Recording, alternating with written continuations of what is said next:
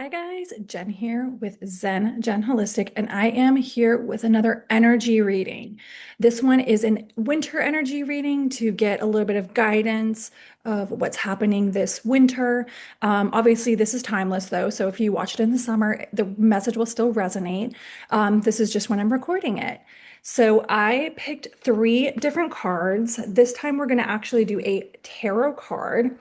So there's three different cards to choose from, and based on whatever card or cards that you choose, I'm going to give you the energy based on that card and maybe some guidance that could help you moving forward in this season of your life. So without further ado, let's get started.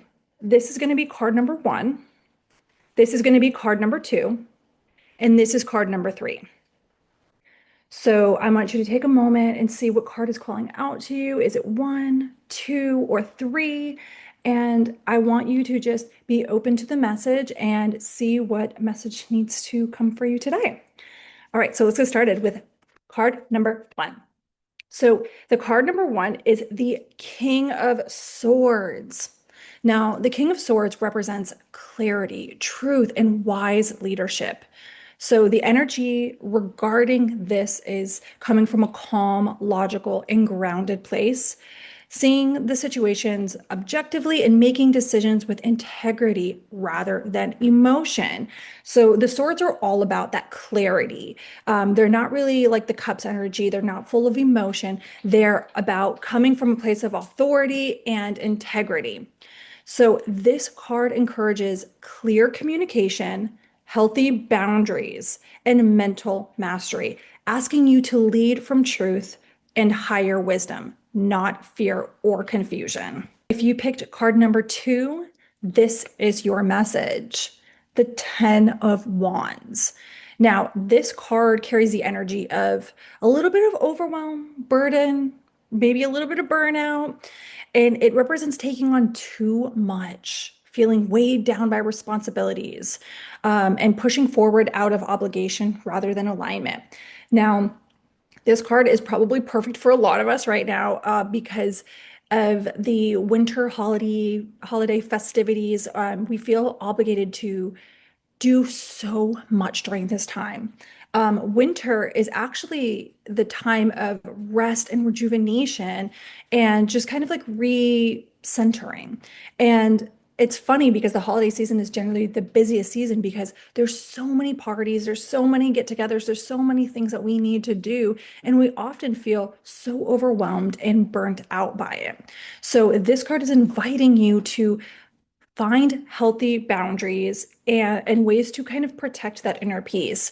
So saying no is probably the best way to exercise this so you don't feel overwhelmed, burdened, and burnt out. And I know saying no can be scary at times, especially when it's things to do with family obligations. But remember, you are not here to live for everyone else. You're here to live for you. You're here to find your purpose and your mission. So pleasing everyone else without filling your cup is not going to get you anywhere. It's going to lead you to more burnout and burden. So this card invites you to bring awareness to where you are overextending yourself and ask you to release what isn't yours. So that will help you create space for balance, support, and relief. So this is the card inviting you to say no when you really want to say no.